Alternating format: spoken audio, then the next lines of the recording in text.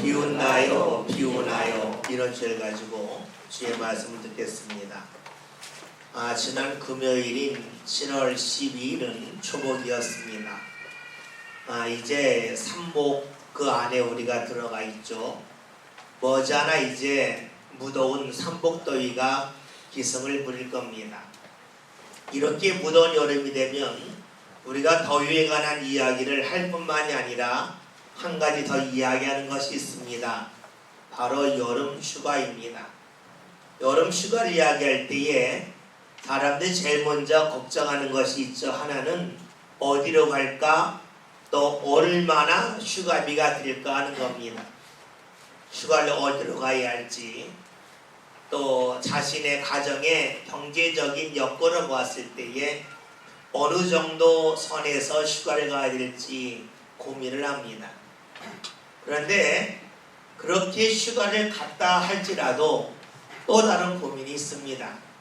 특별히 가족들과 휴가를 갔을 때에 자녀들이 어렸을 때에는 그다지 문제가 되지 않습니다. 근데 자녀가 좀 크고 나면 여러 가지 발생하는 일들이 있습니다. 먼저 입맛이 다르죠. 크면 클수록 사람들은 자기의 생각을 또 자기가 좋아하는 것을 분명히 밝혀요. 그러고 봤더니 부모와 자녀들 사이에 입맛이 달라서 무엇을 먹어야 될지 고민하게 됩니다. 그리고 예전과는 달리 자녀가 크고 나면 어디서 무엇을 할까 하는 고민을 하게 됩니다. 좋아하는 것이 같으면 별 문제가 되지 않는데 좋아하는 것이 다르니까 휴가를 가긴 갔는데 무엇을 해야 할지 적지 않게 고민을 하게 됩니다. 여러분, 그렇죠? 우리가 가족들과 함께 하면서 좋아하는 것이 같고 또 원하는 것이 비슷하다면 함께 있는 시간을 즐겁게 보낼 수가 있습니다. 그러나 좋아하는 것도 다르고 또 원하는 것도 다르면 함께 있는다 할지라도 그 자리에 있는 것이 그다지 편안하지만은 않습니다. 그런데 우리가 이처럼 그 외적으로 음식을 좋아하거나 어떤 쉬는 방법을 좋아하는 것, 이런 것이 다를 수는 있습니다. 그런데 때로는 그것보다 더 큰 문제가 발생할 때가 있습니다. 그것은 무엇이냐면 서로 기뻐하는 일을 함께 기뻐할 수 있다면 다행인데 누구는 기뻐하는데 그것을 기뻐하지 아니한다면, 즉 서로 말이 통하지 아니하면 함께하는 자리가 힘들어집니다. 외적으로 다른 거는 좀 기다리면 됩니다. 음식점에 가서 누군가 다 김치찌개를 먹는데 나는 매운 거 싫어서 나는 냉면 먹겠습니다 라고 말하면 음식 나오는 시간이 좀 더디겠지만 기다리면 됩니다. 외적으로 다른 것은 그다지 큰 문제가 되지가 않아요. 그런데 서로 좋아하는 것을 말했을 때에 상대를 좋아하지 아니한다면, 즉 기쁜 일이 있어서 즐겁게 말을 하는데 상대가 기뻐하면 얼마나 좋겠습니까? 기뻐서 말하는데 상대는 전혀 기뻐하지 않고 오히려 얼굴 표정이 울그락불그락해진다면 함께 있는 시간이 무척이나 괴로울 수밖에 없습니다. 또 반대의 일도 있죠. 마음이 아파서 그 아픔을 함께 나누려고 말을 하는데 상대가 그 이야기를 들으면서 함께 아파하는 표정을 지으면 좋으련만 그 이야기를 듣고 씩 웃어버린다면 어떻게 될까요? 사람의 마음이 크게 상하고 맙니다. 우리가 누군가 좋아하는 일이 있을 때에 함께 좋아하고 누군가 아픈 일이 있을 때 함께 아파하는 일, 즉 공감대가 형성될 때에 우리의 삶은 행복할 수가 있습니다. 공감대가 형성되지 아니한다면 내가 기쁜 일이 있을 때에 그것을 보고 오히려 화를 내며 심통을 부른다면, 내가 힘들고 아픈 일이 있을 때에 같이 공감하지 않냐고 그것을 오히려 비웃는다면 우리의 삶은 행복과는 거리가 멀어질 수밖에 없습니다. 누가 행복한 사람일까요? 주위에 공감대가 형성된 사람이 많이 있는 사람입니다. 주위에 공감대가 형성된 사람이 없다면 삶은 늘 쓸쓸하고 외로울 수밖에 없겠죠. 우리가 누군가와 공감대가 형성되었다고 하는 것은 슬픈 일 함께 슬퍼하고 기쁜 일 함께 기뻐하는 일, 그 일입니다. 근데 공감대라고 하는 것은 거기서 멈추지 않죠. 이 공감대라고 하는 것은 누군가의 큰 일을 같이 크게 볼 줄 아는 겁니다. 누군가에게는 작은 일을 함께 작게 볼 줄 아는 것이지요. 우리가 살다 보면 때로는 경제적으로 좀 힘들고 어려울 때가 있어요. 그렇기 때문에 때로는 1,000원이 작게 보일 때가 있고 1,000원이 크게 보일 때가 있습니다. 무더운 여름에 때로는 1,000원을 아끼기 위하여 100m, 200m 멀리 떨어진 슈퍼에 가서 물건을 사오면서 땀을 많이 흘릴 때가 있습니다. 그때 이것을 보고 자녀나 함께하는 가족들이 몇 분이나 한다고 땀 흘리면 거기 갔다 오냐고 말을 한다면 어떠할까요? 본인은 1,000원이 크다고 여겨서 땀을 흘리면서 100m, 200m 먼 곳까지 갔다 왔는데 그것을 하찮게 여겨 말한다면 마음이 크게 상하고 말 것입니다. 공감대를 형성한다고 하는 것은 상대에게 있는 큰 것을 같이 크게 볼 줄 알고 상대에게 있는 작은 것을 함께 작게 볼 줄 아는 것이지요. 여러분은 주위에 공감대가 형성된 사람이 많습니까? 그렇다면 여러분의 삶은 행복하다고 말할 수 있을 거예요. 반면에 여러분이 무언가 할 때에 공감대가 형성된 사람이 거의 없다면 여러분의 삶은 늘 쓸쓸하고 외로울 수밖에 없습니다. 오늘 말씀을 보면 한 사람이 나옵니다. 그 사람은 자신에게는 기쁨을 다른 사람과 함께 나누기를 원했습니다. 함께 공감하기를 원했습니다. 그 사람의 모습이 오늘 성경에 나와 있는데 그 말씀을 함께 살펴보고자 합니다. 45절 본문의 말씀을 함께 보겠습니다. 말씀을 봅니다. 빌립이 나다니엘을 찾아 이르되 모세가 율법에 기록하였고 여러 선지자가 기록한 그 일을 우리가 만났으니 요셉의 아들 나사렛 예수니라. 아멘. 말씀을 보면 빌립이라고 하는 사람이 삶 가운데 큰 기쁨을 경험했습니다. 그 기쁨이 무엇이냐면 오늘 본문에 나와 있는 것처럼 모세와 그리고 여러 선지자들이 말한 그 일을 자신이 만났다는 겁니다. 그 사람은 바로 메시아를 말합니다. 메시아라고 하는 말의 원래 뜻은 기름 부음을 받았다는 뜻입니다. 기름 부음을 누구에게 했냐면 구약에는 말씀은 왕에게 있고 제사장에게 있고 선지자에게 있습니다. 왕은 누굽니까? 다스리는 사람입니다. 제사장은 누구입니까? 하나님 앞에 사람의 문제를 가지고 나가는 사람입니다. 선지자는 누구입니까? 하나님의 뜻을 사람에게 전하는 사람입니다. 그러니까 메시아는 하나님의 일을 크게 감당하는 사람이라고 볼 수가 있겠죠. 그런데 이 시대에 이스라엘은 로마의 지배를 받았습니다. 그러라 보았더니 이 메시아라고 하는 말을 이스라엘 사람들은 모든 것을 합쳐서 자신들을 어려움에서 이끌어내주는 하나님이 보내신 분이라고 여겼습니다. 지금 빌립이 자신이 그런 사람을 만났다고 자신과 가까운 친구인 나다니엘에게 가서 말을 합니다. 길거리에서 우연히 만나서 말하는 것이 아니라 그에게 직접 찾아가서 내가 그분 메시아를 만났다고 말을 합니다. 그러면서 자신 만난 메시아에 대하여 아주 세부적으로 말을 합니다. 그분이 누구이냐? 나사렛 출신이고 요셉의 아들이라 라고 말을 합니다.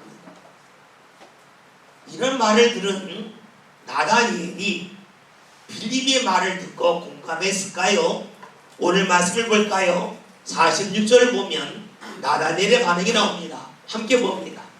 나다니엘이 이르되 나사렛에서 무슨 선한 것이 날 수 있냐? 빌립이 이르되 와서 보라 하니라. 아멘. 지금 나다니엘이라는 이야기가 나사렛에서 무슨 선한 것이 날 수 있느냐라고 말을 합니다. 왜 이렇게 말을 했을까요? 지금 나다니엘이 살고 있는 그 지역은 벳세다입니다. 벳세다는 갈릴리 호수 북쪽에 있는 곳입니다. 반면에 지금 빌립이 만났다고 하는 나사렛 예수는 나사렛 출신인데 나사렛은 갈릴리 호수에서 약 45km 떨어진 동네입니다. 나사렛은 산동네에 있습니다. 그 주위에 평야가 별로 없습니다. 당연히 가난한 사람들이 살 수밖에 없죠. 반면에 빌립과 나다니엘이 살았던 벳사다 지역은 갈릴리 호수 북쪽에 있습니다. 그러라 보았더니 물가에 가서 물고기를 잡을 수가 있고 큰 호수가 있다 보았더니 농사짓기 좋습니다. 즉 나사렛에 비하면 갈릴리 지역은 훨씬 더 경제적으로 풍요롭습니다.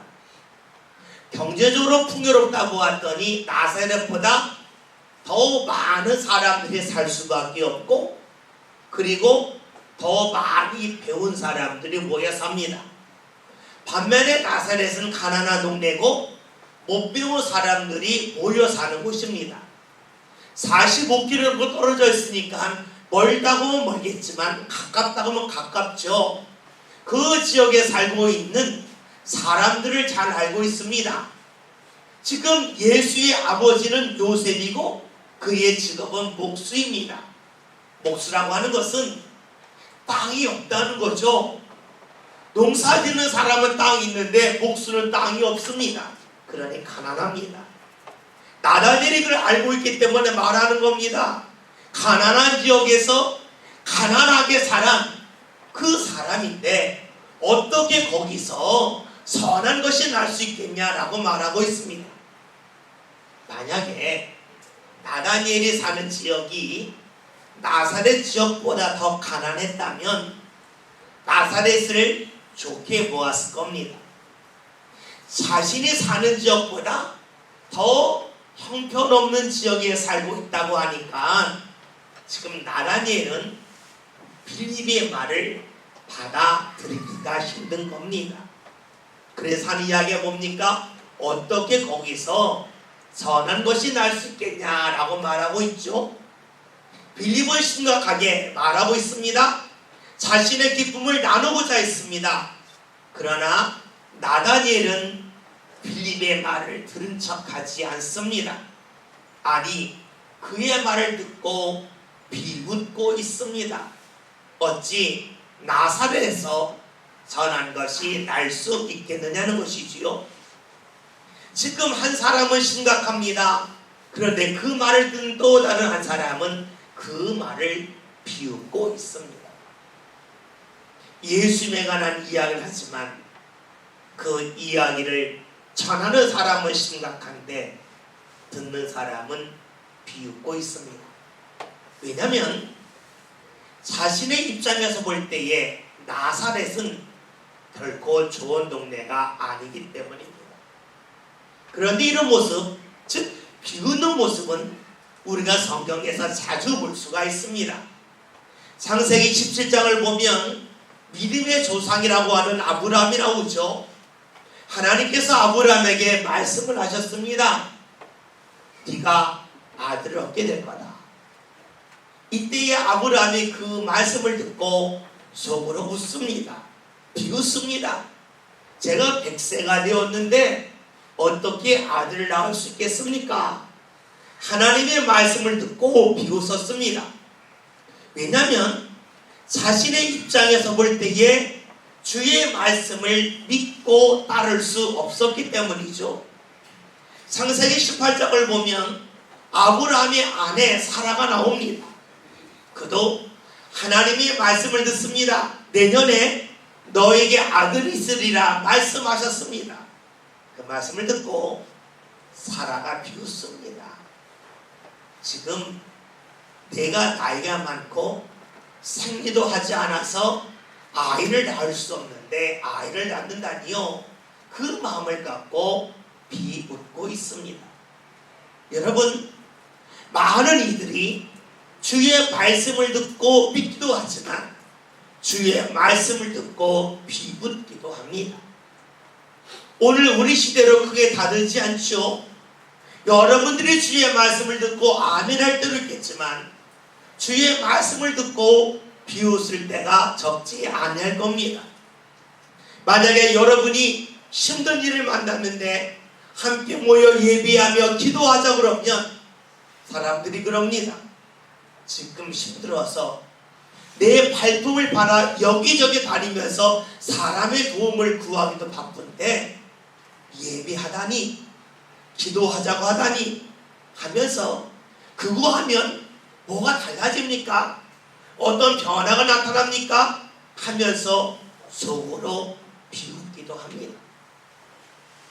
내 삶이 힘든데, 내 삶이 바쁜데 하나님 앞에 나와 교회 가서 무언가 한다고 하는 것 이해할 수 없다는 것이죠. 그래서 비웃습니다. 오늘 나다니엘이 빌립의 말을 듣고 나사렛에서 전한 것이 날 수가 있겠냐 말하면서 속으로 비웃었듯이 오늘 우리들도 주의 말씀을 듣고 비웃을 때가 적지 않습니다. 그런데 오늘 말씀을 보면 나다니엘이 비웃을 때에 빌립이 어떻게 반응합니까? 예수에 대하여 설명을 하지 않습니다. 오늘 말씀 41절 하버지에 나와 있는 것처럼 와서 보라라고 말합니다. 왜 그럴까요?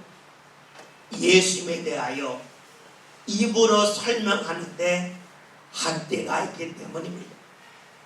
여러분, 설명은 무언가 경험한 사람에게는 설명하기가 쉽습니다. 과거에 어떤 일을 경험했다면 그 일에 빗대어서 말하면 설명이 되죠. 유사한 일을 만났다면 설명할 수가 있어요. 그러나 과거의 경험이 없다면, 비슷한 일을 경험하지 못했다면 설명에 제약이 따릅니다. 설명에 한계가 있습니다. 오늘 우리가 예수에 관하여 누구에게 전할 때에도 역시 마찬가지죠. 예수에 관하여 말을 듣는 사람이 과거의 예수를 경험했다면 설명할 수가 있겠지만 그 사람이 예수를 전혀 알지 못한다면 아무리 말을 한다 할지라도 그 사람이 알아들을 수가 없어요. 빌립도 역시 그랬습니다. 더 이상 예수에 대하여 설명하지 않습니다. 하는 이야기가 와서 보라는 겁니다. 말을 들으려 하지 말고 경험해 보라고 말을 하는 것이지요. 나다니엘이 그래도 빌립과 관계가 있었던 것 같습니다. 그래서 나다니엘이 비는 데서 멈추지 않고 그의 발걸음을 옮겨가죠. 말씀을 볼까요? 47절 함께 봅니다. 다 같이 봅니다. 예수께서 나다니엘이 자기에게 온 것을 보시고 그를 가리켜 이르시되 보라, 이는 참으로 이스라엘 사람이라 그 속에 간사한 것이 없도다. 아멘. 나다니엘이 빌립 때문에 예수님에게 갑니다. 그런데 예수님이 나다니엘을 보자마자 하시는 말씀이 이 사람은 참 이스라엘 사람이다. 그 속에 간삼이 없도다 라고 말씀하십니다. 예수님이 나다니엘을 보고 하신 말씀은 그의 외적인 외모를 말씀하지 아니하셨습니다. 그의 속을 아시고 말씀하고 계십니다. 여러분, 우리가 이런 말을 하죠. 10길 물속은 알 수 있어도 한 길 사람 속은 모른다 하는 말이 있습니다. 여러분, 그래요? 사람의 속을 모릅니다. 여러분의 속을 누가 알고 있습니까? 여러분의 가족이 알고 있습니까? 알고 있다면 얼마나 알고 있을까요? 여러분의 배우자가 알고 있습니까? 안다면 얼마나 알고 있을까요? 여러분의 친한 친구가 여러분의 속을 알고 있습니까? 얼마나 할까요? 우리는 내 속을 누군가 알아주기를 원하지만 내 속을 아는 사람은 없습니다. 알아도 아주 일부만 알 뿐이죠. 그런데 예수님은 나다니엘을 보자마자 그의 속을 다 알고 계셨습니다. 그의 마음속에 악함이 없음을 정확하게 알고 계십니다. 예수님은 나다니엘을 보자마자 그의 속을 알고 말씀하시죠. 이때 나다니엘이 깜짝 놀랍니다. 그래서 말을 하죠. 오늘 말씀 볼까요? 48절 함께 봅니다. 같이 봅니다. 나다니엘이 이르되 어떻게 나를 아시나이까? 예수께서 대답하여 이르시되 빌립이 너를 부르기 전에 네가 무화과 나무 아래에 있을 때에 보았노라. 아멘. 예수님의 말씀은 나다니엘이 나를 어떻게 아십니까? 라고 이야기할 때에 네가 빌립을 만날 때에 무화과 나무 아래에 있는 것을 보았다라고 말씀하고 계십니다.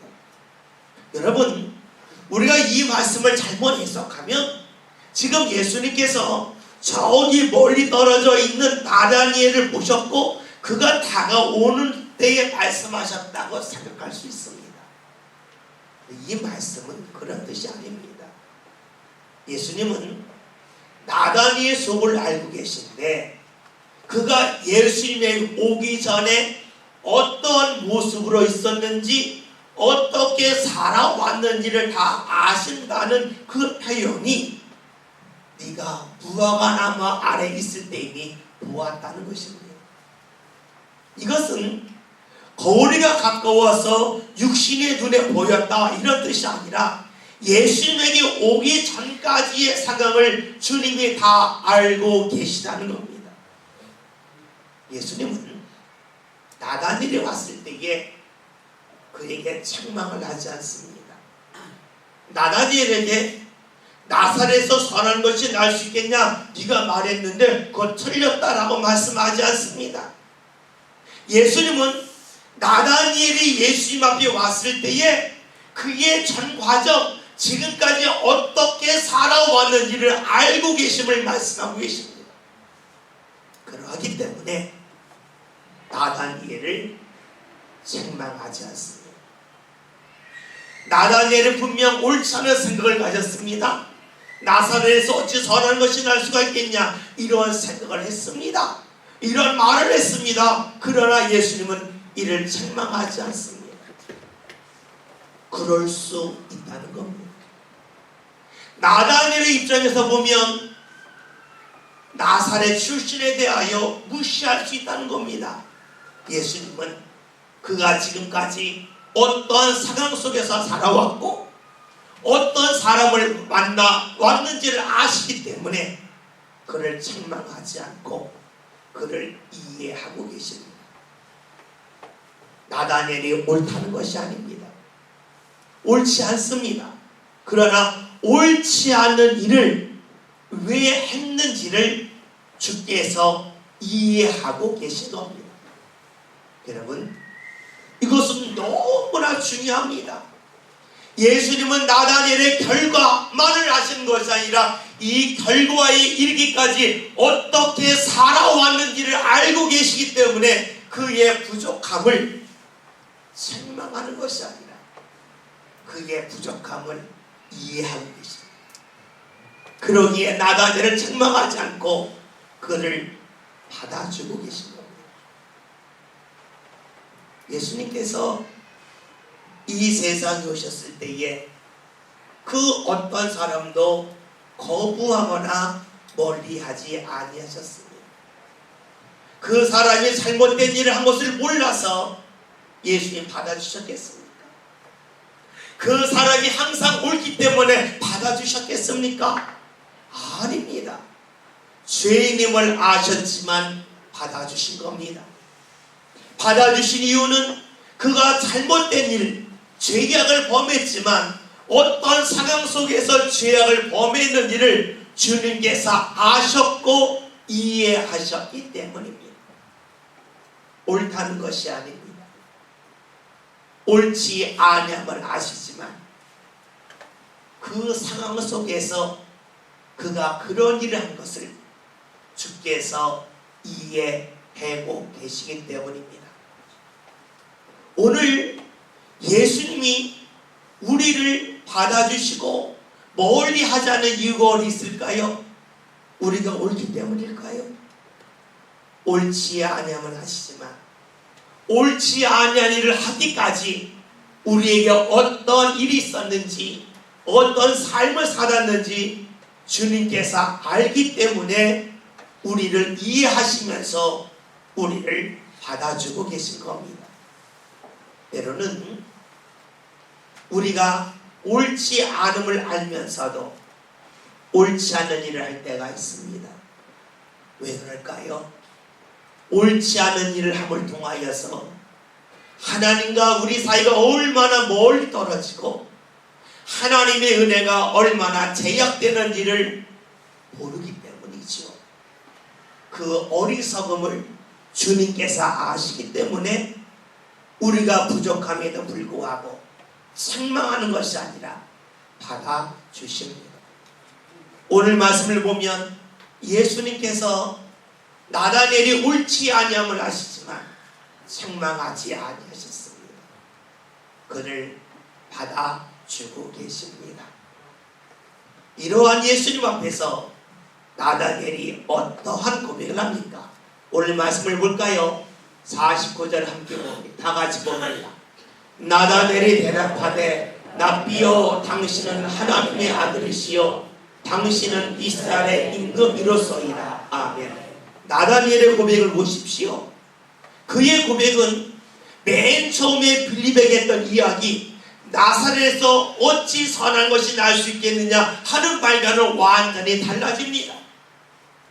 나사렛 출신이라고 예수님을 비웃었던 나다니엘입니다. 그런데 예수를 만나고 나서는 자신이 가졌던 생각을 다 버립니다. 자신의 주장을 다 비워버립니다. 그러기에 예수님을 비웃었던 나다니엘이 예수님을 향하여 신앙의 고백을 합니다. 예수님을 만나기 전에는 예수님에 관하여 비웃었습니다. 그러나 예수님을 만난 다음에는 예수님 앞에서 자신이 가졌던 생각과 마음을 모두 다 비우는 것이 바로 나다니엘입니다. 우리의 삶도 역시 그러합니다. 예수님을 만나기 전에는 말씀을 듣고 사람들이 비웃습니다. 하나님이 사람의 몸을 입고 세상에 오셨다. 이해할 수 없다고 비웃습니다. 그분이 우리를 위하여 십자가에 달려 돌아가심을 통하여 우리의 죄가 사해졌다라고 말할 때에 내가 왜 죄인이냐고 어떻게 다른 이가 나의 죄를 대신 짊어질 수 있냐고 그 말을 듣고 비웃습니다. 예수를 만나기 전에는 주의 말씀을 이해할 수 없습니다. 예수를 만나기 전에는 주의 말씀이 비웃음의 대상일 뿐입니다. 예수를 만난 후에 비로소 우리의 생각에 어리석음을 합니다. 우리의 마음에 죄악이 가득함을 합니다. 그래서 우리의 가졌던 생각과 보니까 마음을 비우게 됩니다. 나다니엘이 그랬습니다. 주님을 만나기 전에는 주님에 관한 이야기, 주님에 관한 말씀이 비웃음의 대상입니다. 주님을 만나면 비웃었던 자신을 비워버리고 맙니다. 여러분, 혹시 주의 말씀을 들으면서 그 말씀을 비웃고 계십니까? 주의 전에 나와서 하나님께 예배하는 것이 삶의 큰 은혜요 복이라는 말씀을 듣고 혹시 비웃고 계십니까? 왜 비웃을까요? 이유는 하나입니다. 주님을 만나지 못했기 때문입니다. 주님을 만나면 비웃음이 비움으로 바뀌게 됩니다. 우리의 생각으로 사는 것, 그것이 제일 중요했지만 주님을 만나고 나면 내 생각의 부족함과 어리석음을 발견하여 비웁니다. 나다니엘이 그랬습니다. 나다니엘이 주님을 만나고 나서 더 이상 비웃지 않고 자신을 비웠을 때에 예수님께서 그에게 말씀을 하시지요. 50절 51절 함께 봅니다.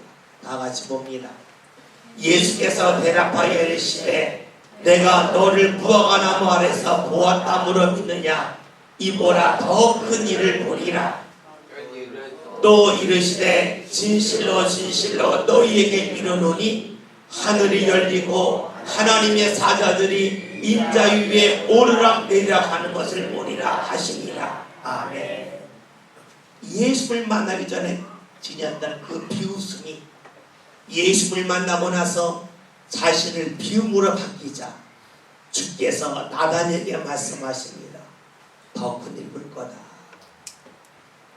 하늘에서 무언가 오르락내리락 하는 하나님의 역사를 보리라 말씀해 주고 계십니다. 여러분, 우리가 주님을 만나서 나 자신을 비울 때에 주께서는 우리의 삶에 보지 못하였던, 감추어져 있던 주의 큰 일을 보게 하십니다. 하나님의 역사의 진행 방법을, 하나님의 역사의 그 범위를 우리에게 하나하나 보게 하십니다. 비웃는 사람이 보는 것이 아닙니다. 나 자신을 비우는 사람이 하나님의 큰 일을 볼 수가 있습니다.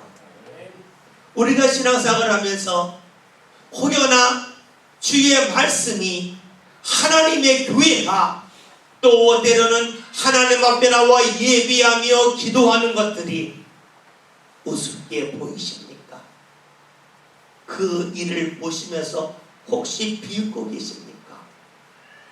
그렇다면 여러분, 주님을 만나십시오. 주님을 만날 때 비로소 우리의 비웃음은 비움으로 바뀔 수밖에 없습니다. 그리고 그 속에 하나님께서 우리의 삶을 채워주시는 일, 더 큰 일을 보게 하시는 복된 역사를 우리 삶 가운데 허락해 주십니다. 여러분, 주의 전에 예비하면서 주의 말씀을 읽으시면서 여러분들은 비웃고 계십니까? 아니면 그로 인하여 여러분 자신을 비우고 계십니까? 비웃는다면 우리의 삶 가운데 주의 은혜 문은 더 이상 열려지지 않습니다. 그러나 비운다면 오늘 주께서 말씀하신 것처럼 더 큰 일을 보게 하여 주시는 하나님의 역사가 나다니엘만이 아니라 오늘 우리를 삶 가운데로 다가올 것입니다. 오늘 말씀 제목이 비웃는가 비우는가입니다.